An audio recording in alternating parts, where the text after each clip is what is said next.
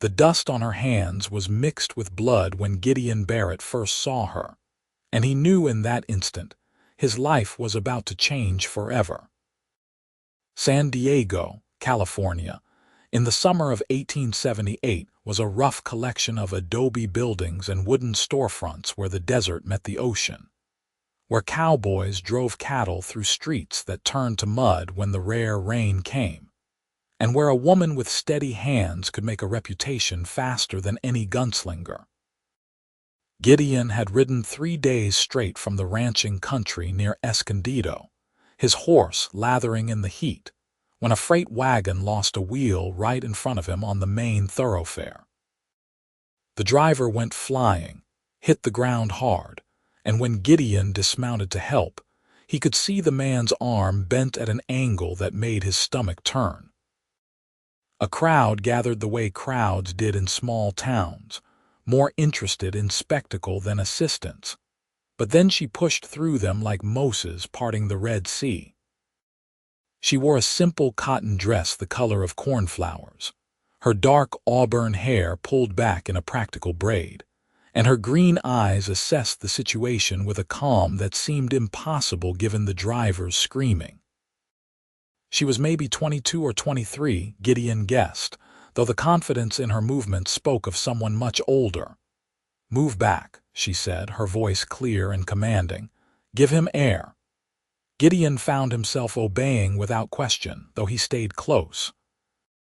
The woman knelt beside the driver, her hands already examining the brake with a gentleness that seemed at odds with her authoritative tone. The man was weeping now, great gasping sobs, and she leaned close to his ear. "I am going to set this bone, and it is going to hurt worse than anything you have felt in your life for about 10 seconds. Then it will hurt less. Then I will splint it and give you something for the pain. Do you understand me?" The driver nodded, his face gray with shock. "What is your name?" she asked. "Peter," he gasped. "Peter, I need you to look at that man there." She pointed to a merchant in the crowd. "You keep your eyes on him and you count backwards from 100. Can you do that?" "I think so." "Good, start now." As Peter began counting, his voice shaking, the woman moved with a speed and precision that left Gideon breathless.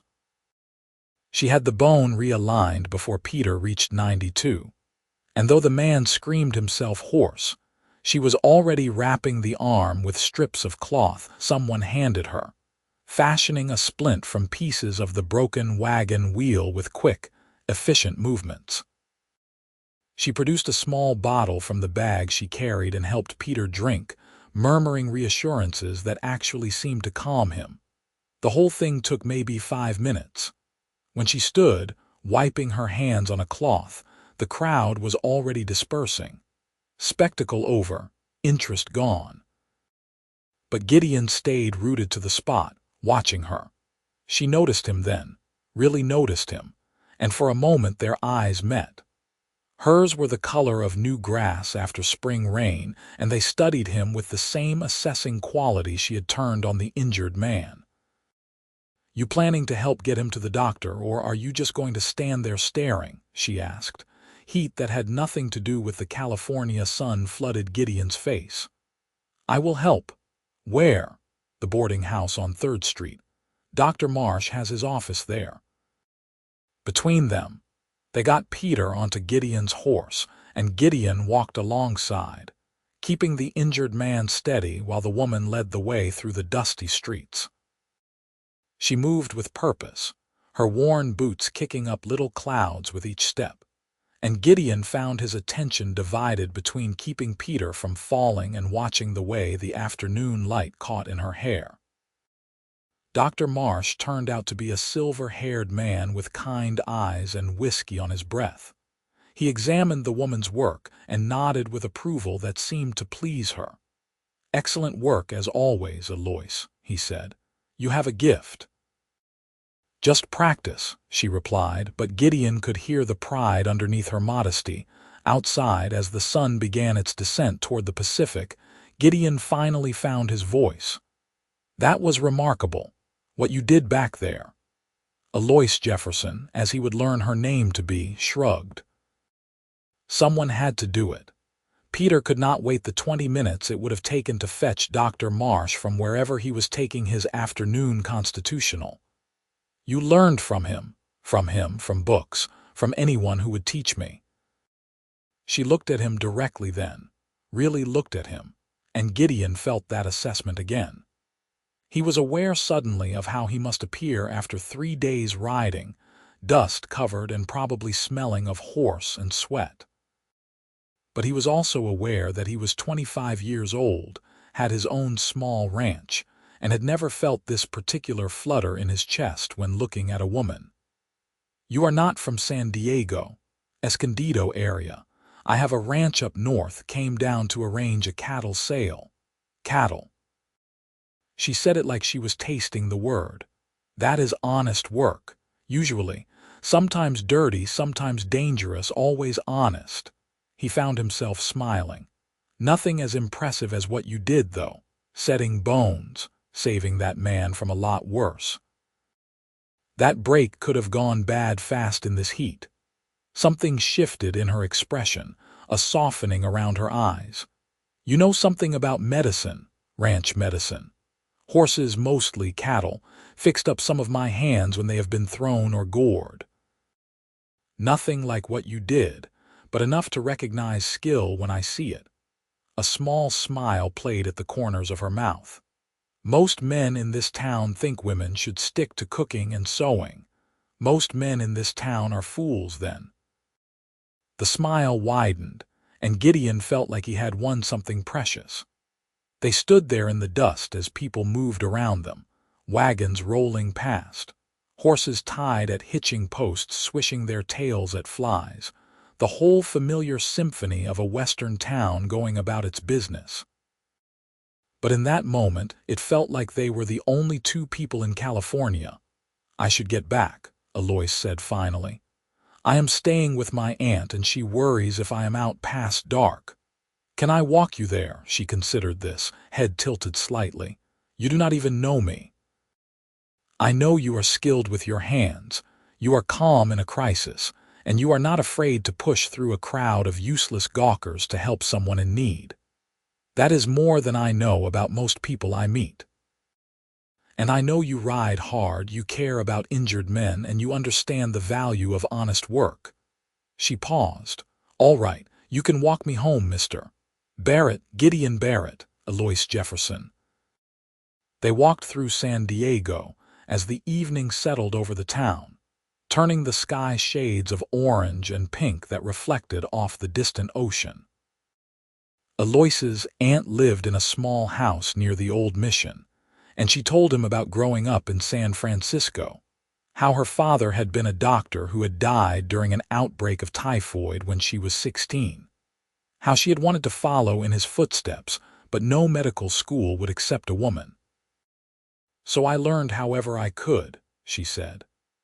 Dr. Marsh knew my father, took pity on me, lets me assist him sometimes, teaches me when he has time. My aunt thinks I am wasting my potential, that I should be trying to find a husband instead of spending my days elbow deep in other people's blood.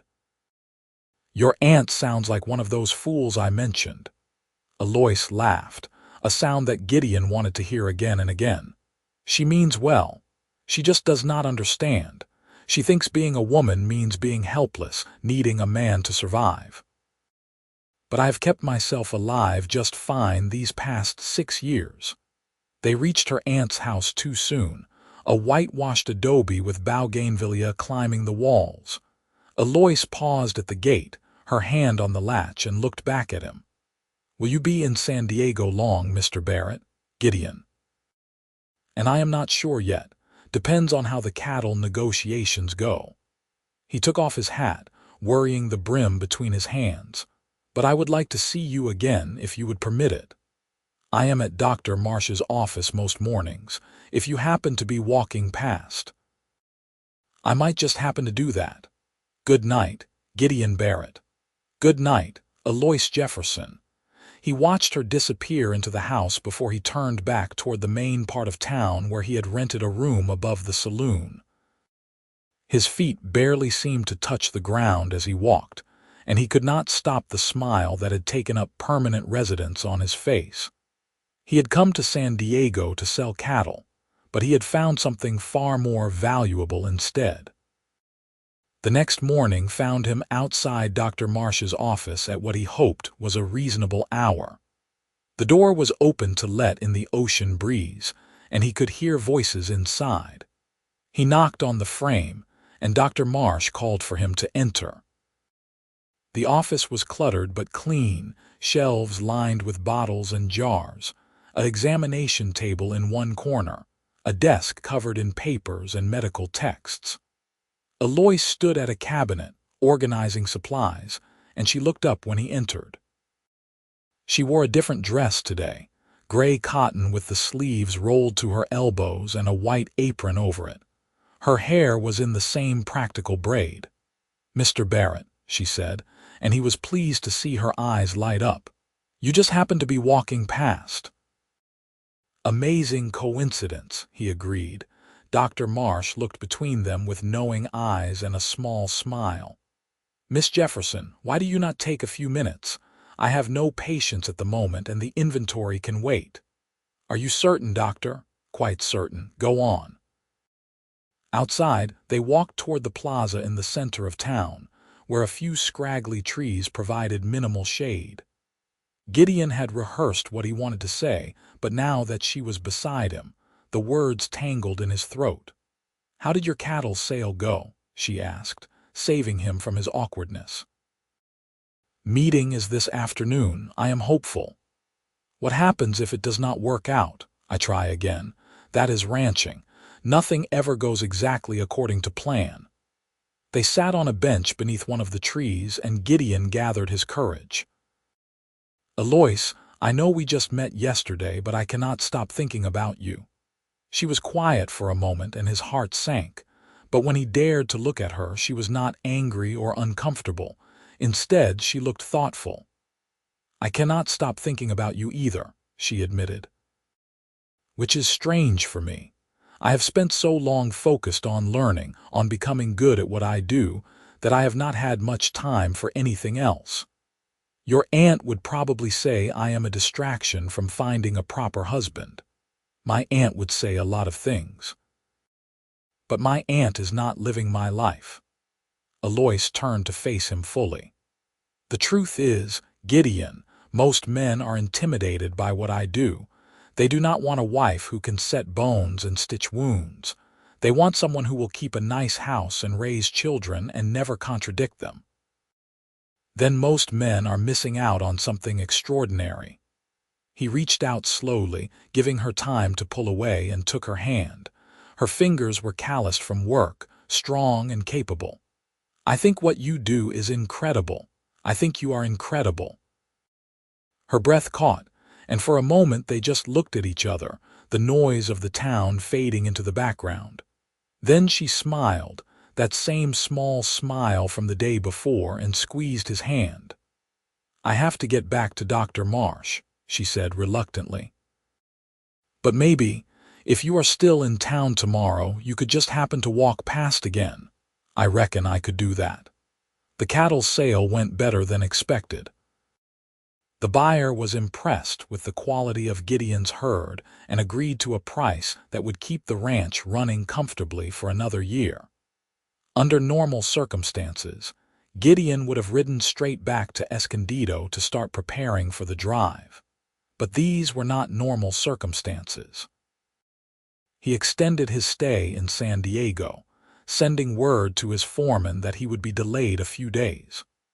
Every morning he appeared at Dr. Marsh's office, and every morning Eloise managed to find time to walk with him, to talk with him, to let him into her life in small, precious increments.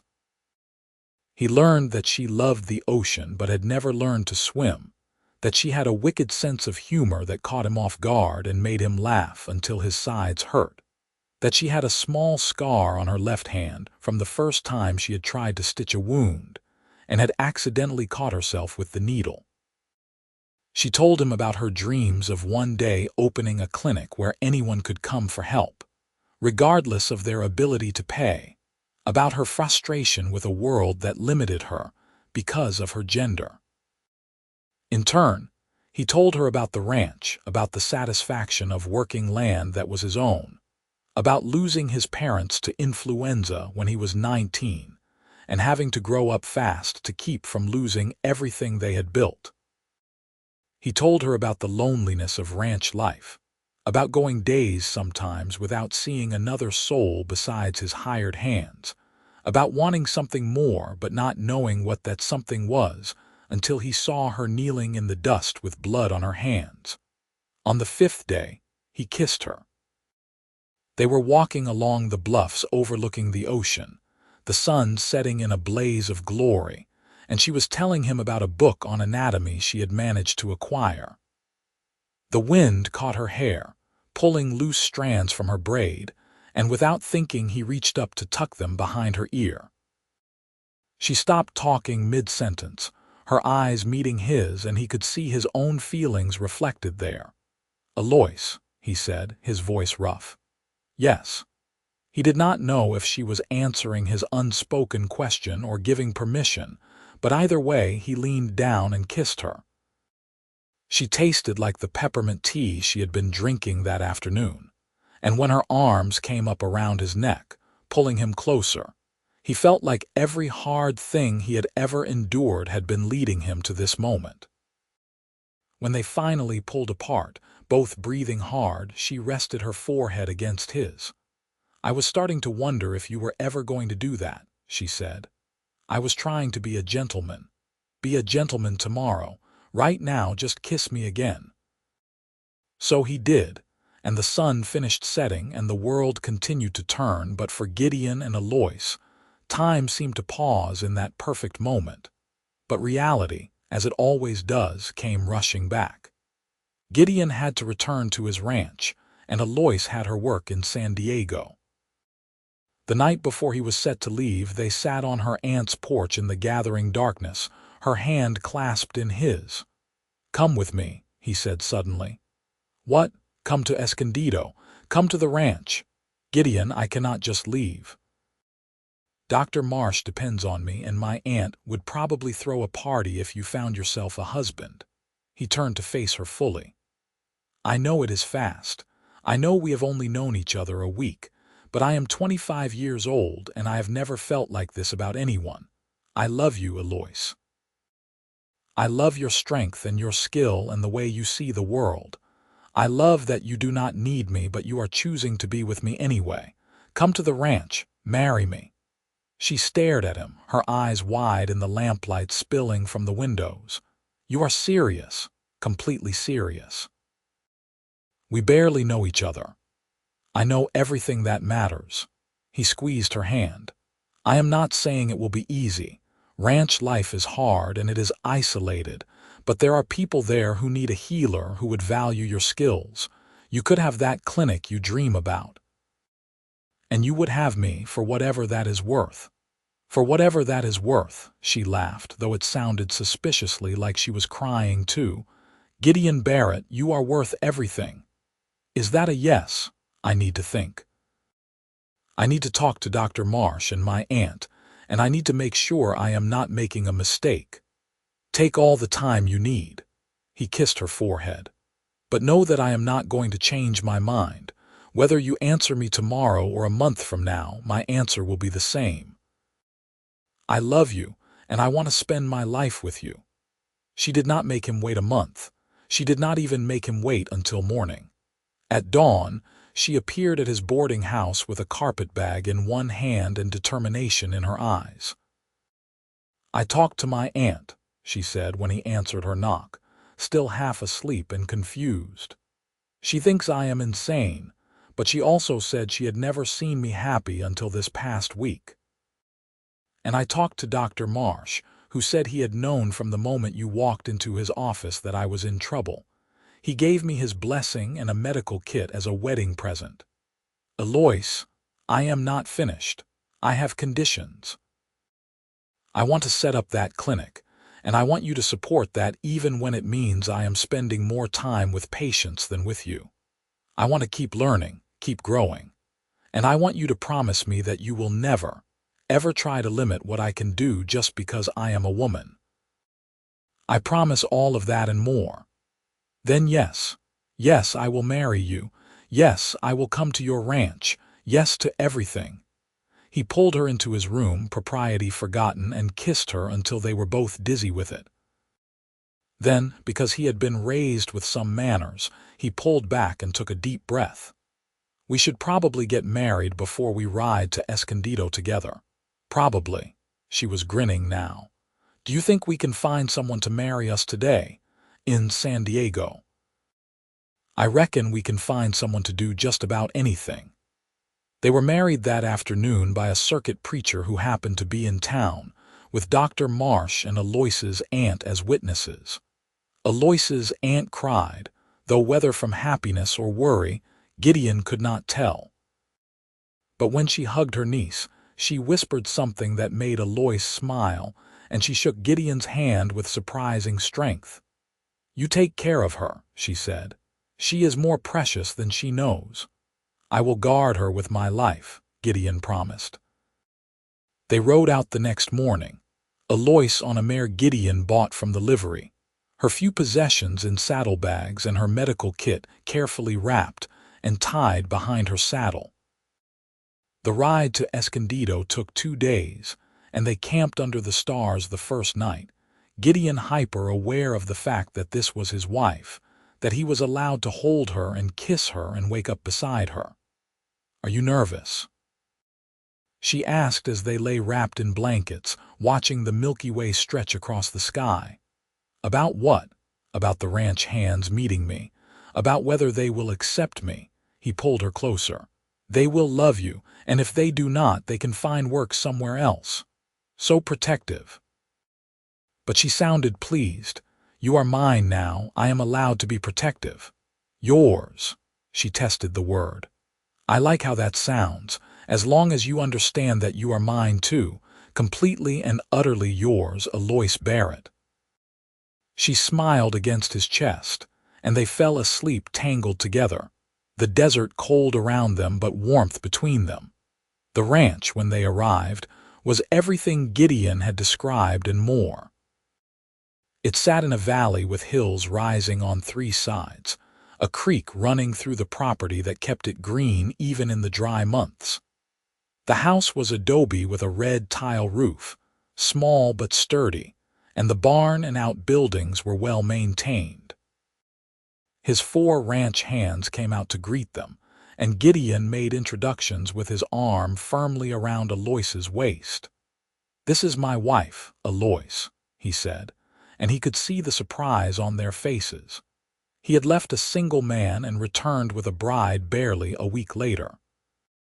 "She is a healer, trained by a doctor in San Diego. Anyone who needs medical attention, you go to her." The oldest hand, a grizzled cowboy named Frank who had worked for Gideon's father, stepped forward and tipped his hat. "Madam, welcome to the Barrett Ranch." "Thank you, Frank. I look forward to getting to know all of you." If they had doubts about their boss's whirlwind marriage, they kept them to themselves. Over the following weeks, Eloise proved herself in ways that had nothing to do with being Gideon's wife. When one of the younger hands, a boy named Tommy, got kicked by a horse and broke his collarbone, she said it with the same calm efficiency she had shown with the freight wagon driver. When Frank developed a cough that would not quit, she made him a tea from plants she gathered in the hills and stayed up with him through the worst of it, making sure he did not develop pneumonia. Word spread. Soon people from neighboring ranches were showing up at the Barrett place, asking for Eloise. She treated them all, never turning anyone away, and Gideon watched with pride as she built exactly what she had dreamed of. He helped her convert one of the outbuildings into a proper clinic space, putting in shelves for her supplies and a sturdy table for examinations. On the door, he hung a sign he had commissioned from the carpenter in Escondido. "Eloise Barrett, healer." "It should say doctor," he said when she saw it for the first time. "It should, but healer is honest enough and it will not raise hackles the way doctor would." She kissed him. Thank you for all of this, for believing in me. Thank you for taking a chance on a cowboy with more hope than sense. Life settled into a rhythm. Gideon ran the ranch, managing the cattle and the hands, while Eloise built her practice. In the evenings, they would sit on their porch and watch the sunset, talking about their days, making plans for the future. At night, they discovered each other with a passion that never seemed to dim, learning what made the other gasp and sigh, building an intimacy that went beyond the physical. But it was not all easy. The ranch struggled through a dry summer, and Gideon had to make hard choices about which cattle to sell and which to keep. Eloise had a patient die, a child with scarlet fever who was brought to her too late, and she wept in Gideon's arms with a grief that scared him with its intensity. They had their first real fight when Gideon suggested she should turn away patients who could not pay, worried about her spending money on supplies they could not afford. And she had told him in terms that left no room for argument that her work was not for sale, and if he had a problem with that, he should have thought of it before he married her. He apologized by buying her a new set of surgical instruments from a catalog, the best he could afford, and she apologized by helping him mend fences for a week, ruining 2 dresses in the process. They learned to navigate each other's stubbornness, to recognize when to push and when to give space, to trust that love was enough to see them through the hard times. In the spring of their 2nd year together, Eloise came to him with news that made his heart stop and then race. "I am pregnant," she said simply. They were in the barn, and Gideon was so shocked he dropped the saddle he was holding. "You are certain?" "I am a healer, Gideon. I know the signs." "Are you happy?" "Because I am happy. I think I am happy. I am definitely something." He was babbling now, but he could not seem to stop. "A baby. We are going to have a baby." She laughed and took his hands. "I am happy. Terrified, but happy. I have brought so many babies into this world, but doing it myself is different. You will be amazing. You are amazing." He picked her up and spun her around, then immediately set her down, worried. "Was that all right? I did not hurt you, did I? I am pregnant, not made of glass." But she was smiling, and when he kissed her, she kissed him back with all the love and promise of their future together. The pregnancy was not easy. Eloise, who had helped countless women through childbirth, found herself dealing with sickness and exhaustion that no amount of knowledge could fully prepare her for. She continued seeing patients as long as she could, but eventually even her stubborn determination had to acknowledge the limitations of her body. Gideon hired a woman from town to help with the household work, and Frank and the other hands stepped up to handle things so Gideon could spend more time with his wife. "I feel useless," Eloise said one evening, her hand on her swollen belly. "You are growing our child. That is not useless." "I am not even doing that particularly well. I am sick all the time, and I am tired, and I cannot do half the things I should be doing." He knelt in front of where she sat, taking her free hand. "You are doing exactly what you should be doing, which is taking care of yourself and our baby. Everything else can wait. What if something goes wrong? What if I am not a good mother? Then we will figure it out together. Eloise, you have never failed at anything you put your mind to. Why would this be any different?" She leaned forward to rest her forehead against his. "I love you. Even when you are annoyingly optimistic. I love you too. Even when you are stubborn and impossible." Their son was born on a cool October night in 1880, after a labor that lasted 16 hours and left Gideon feeling more helpless than he had in his entire life. The doctor from Escondido attended, along with 2 midwives, and they finally had to kick Gideon out of the room because his pacing was making everyone nervous.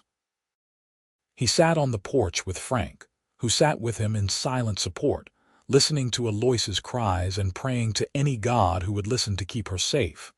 When he finally heard the baby's cry, thin and angry in the night air, He thought his heart might burst.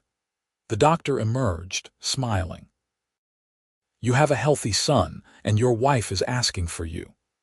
Gideon nearly knocked the man over in his rush to get inside. Eloise lay in their bed, pale and exhausted but smiling, with a tiny bundle in her arms. She looked up when he entered, and the love in her eyes nearly brought him to his knees. "Come meet your son," she said softly. He crossed to the bed, hardly daring to breathe, and looked down at the red-faced, squalling infant. "He is so small. He is perfect." She shifted the baby so Gideon could see him better. "What do you want to name him?" They had discussed names, but in that moment, Gideon could not remember a single one. He looked at his son, at his wife, at the life they had built together, and only one name seemed right. "Gabriel," he said. "After your father."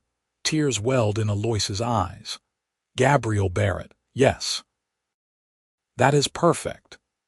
Gideon sat on the edge of the bed, and Eloise carefully transferred the baby to his arms. He held his son with the same careful precision he had seen Eloise use with her patients, terrified of doing something wrong. But Gabriel quieted, his little face relaxing, and Gideon felt something shift and settle in his chest.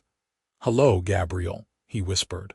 "I am your papa, and I am going to do my very best by you, I promise." Parenthood changed everything and nothing. The ranch still needed to be run. Patients still needed care. But now everything revolved around the tiny human who demanded attention at all hours. Eloise juggled nursing the baby and seeing patients, and Gideon found himself doing more household tasks than he had ever imagined, learning to change diapers and heat bottles when Eloise needed rest. Gabriel was 6 months old when the first real crisis hit. A neighboring rancher named Sullivan came riding up to the house one afternoon, his horse lathered and his face panicked. "Mrs. Barrett," he called, "please, I need your help. There has been an accident." Eloise, who had been hanging laundry with Gabriel strapped to her back in a sling she had fashioned, immediately moved into action. "What happened?" "Cattle stampede. Several men hurt, some bad. Our ranch is an hour's ride from here. Please, can you come?" She looked at Gideon, who had come out of the barn when he heard the commotion. They did not need to speak. After 3 years together, they could communicate with a glance. "I will get my supplies and saddle the mare," she said. "Gabriel can stay with the housekeeper." "I am coming with you," Gideon said. "You do not have to. I am coming with you," he repeated more firmly. "If there are multiple injuries, you might need help. Besides, I am not letting you ride an hour alone." They made it to the Sullivan Ranch in 45 minutes, pushing their horses hard. What they found was chaos. 3 men lay in the bunkhouse, all injured to varying degrees. The worst was a young cowboy who had been trampled, his chest crushed, struggling for every breath. Eloise took one look and began issuing orders with an authority that had grown over her years of practice. "Gideon, I need you to help me with him first. Mr. Sullivan, get me clean water as much as you can. Someone else, tear up clean cloth for bandages. Move." Everyone scattered to obey. Gideon positioned himself where Eloise indicated, and for the next 3 hours, he watched his wife fight to save 3 lives. She was magnificent, her hands steady even when the situation looked hopeless, her voice calm even when she was clearly struggling. The young cowboy with the crushed chest died despite her best efforts, and Gideon saw the way it hit her, the moment when she had to step back and accept that some things were beyond even her skill. But she only allowed herself a moment of grief before moving to the next patient, setting broken bones and stitching wounds with practiced efficiency. When it was finally over, when the remaining 2 patients were stable and resting, Eloise walked outside and collapsed on the porch steps. Gideon sat beside her, not speaking, just being present. After a long silence, she said, "I lost him. You saved 2 others. That does not make losing him hurt any less." She leaned against Gideon's shoulder. His name was David. He was 19 years old. His mother lives in Texas. You did everything you could.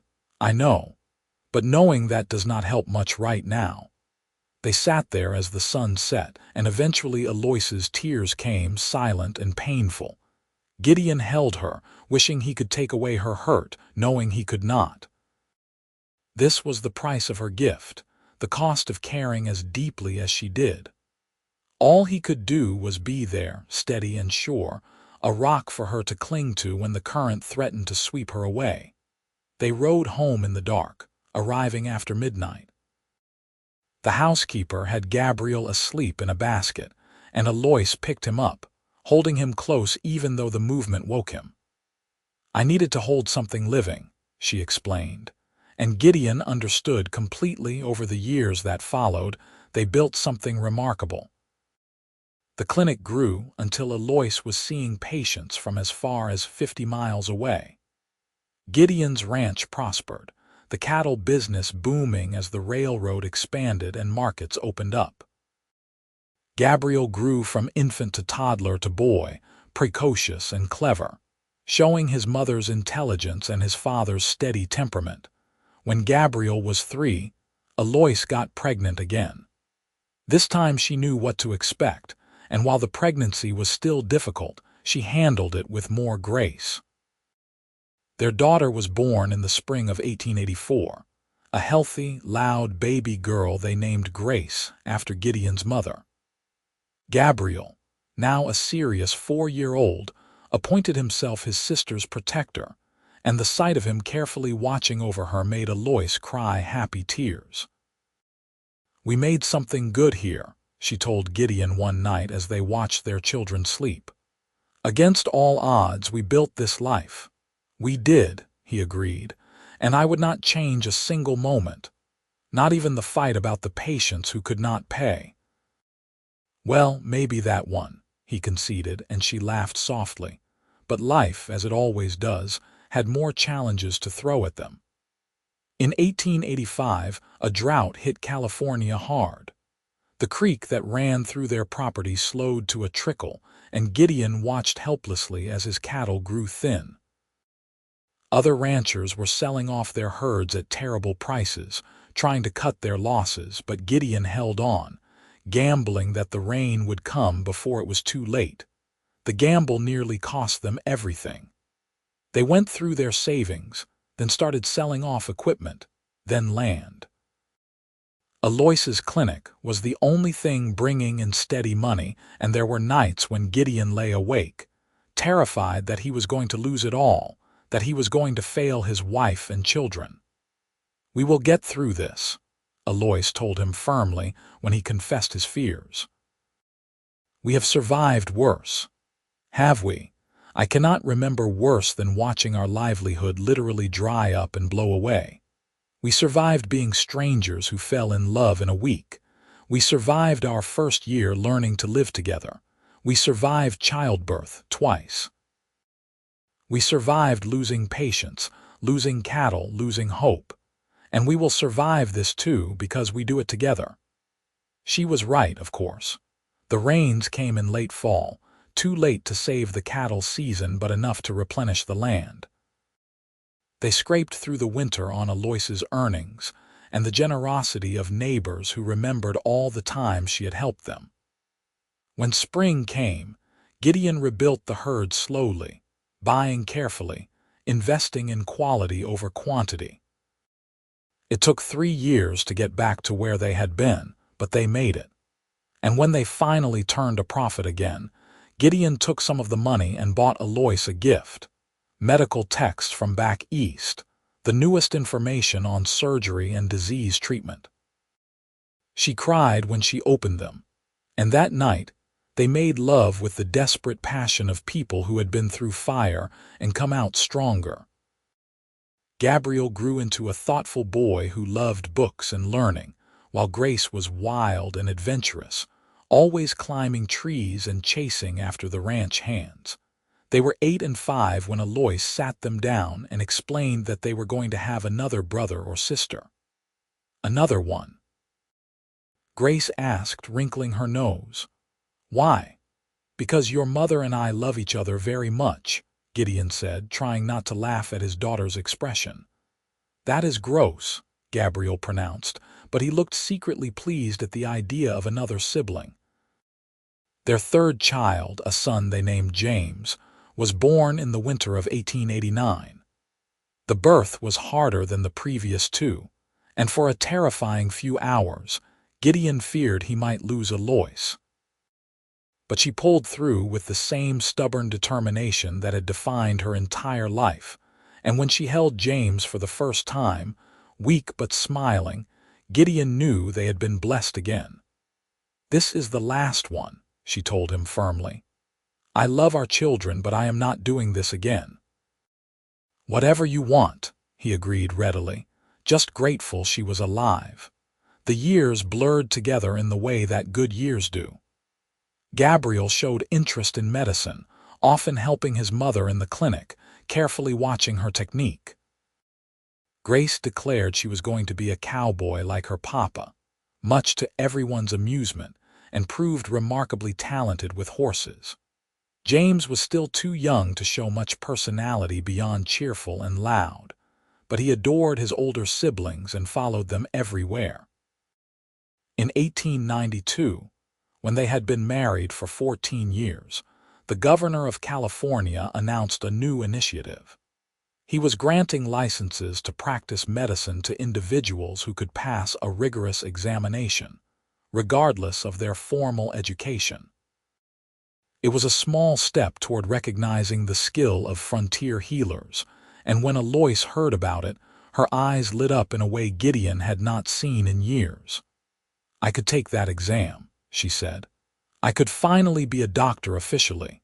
You are already a doctor in every way that matters. But this would make it legal. This would mean I could open a real practice, maybe even teach others." She grabbed his hands. "Gideon, this could change everything. Then you should do it." She studied for months, reviewing every text she owned, corresponding with Dr. Marsh, who was now elderly but still sharp as ever. Gideon watched her throw herself into preparation with the same intensity she brought to everything, and he felt a surge of love so powerful it nearly brought him to his knees. This woman, who he had met in a dusty street 14 years ago, who had taken a chance on a cowboy with a dream, was about to achieve something remarkable. The examination was held in San Francisco, requiring Eloise to be away for a week. Gideon managed the ranch and the children, gaining new appreciation for everything his wife juggled on a daily basis. Gabriel, now 12, helped with James while Grace grudgingly did housework, all of them counting the days until their mother returned. When Eloise came home, she was carrying an official document with the seal of California on it, certifying her as a licensed physician. The children whooped and hollered, and Gideon swept her into his arms, spinning her around the way he had when she told him she was pregnant with Gabriel all those years ago. "I am so proud of you," he said when he finally set her down. "So incredibly proud. I could not have done this without you, without your support, your belief in me. Gideon Barrett, you are the best decision I ever made. Even better than becoming a doctor, especially better than becoming a doctor." She kissed him soundly to the groaning dismay of their children. "You gave me the space to become who I was meant to be. That is the greatest gift anyone has ever given me." Dr. Eloise Barrett opened her official practice in the spring of 1893. She hired 2 nurses, young women she trained herself, and expanded the clinic to include overnight rooms for patients who needed extended care.